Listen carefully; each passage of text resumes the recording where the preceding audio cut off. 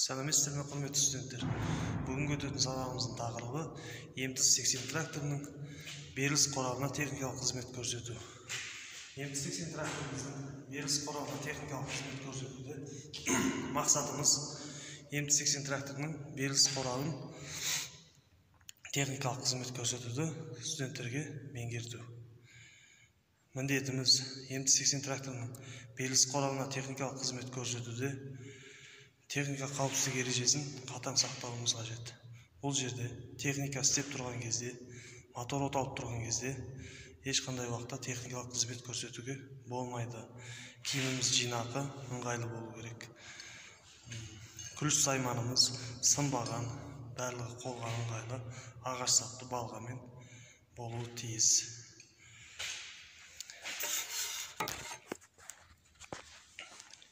Ендігі МТ-80 тракторымыздың беріліс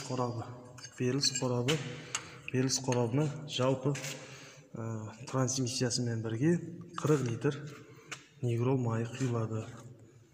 Бұл жерде техникалық қызмет көрсетуде не істейміз? Ең біріншіден жалпы бұның ішіндегі майын тексереміз.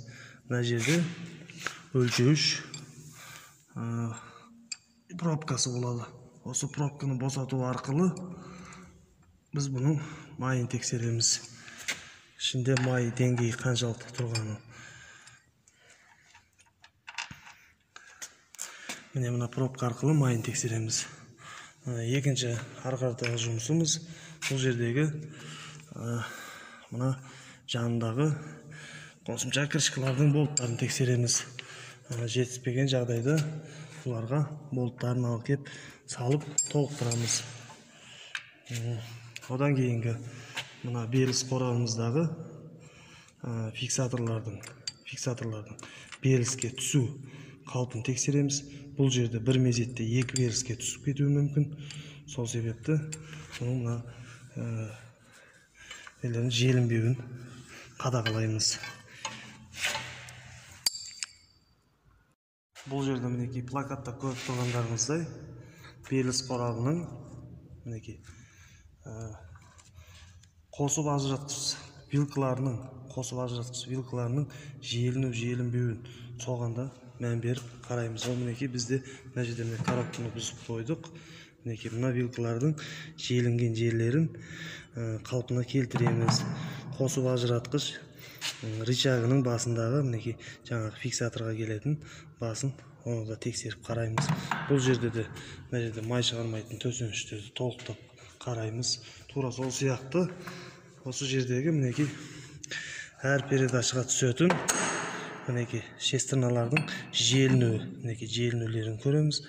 Ондай жағдайда ауыстырамыз.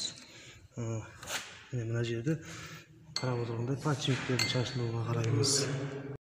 Міне арғыдай жалғастыратын болсақ, мына жердегі артқы жүрісіміздің шестернасы бұл да желініп кеткен. Бұны да ауыстырып, бұған да техникалық қызмет көрсетеміз. Енді арғыдай барлығын орнына қалпына келтірген соң, беріліс қорабымызды қайтадан жинаймыз орнына. Ендігі балалар үйге тапсырма сендерге. Жалпы беріліс қорабының қызметіне бұған қанша литр май кетеді? Сол сияқты екінші бұның жұмыс процесін конспектлеп жазып бересіздер. Сау болыңыздар.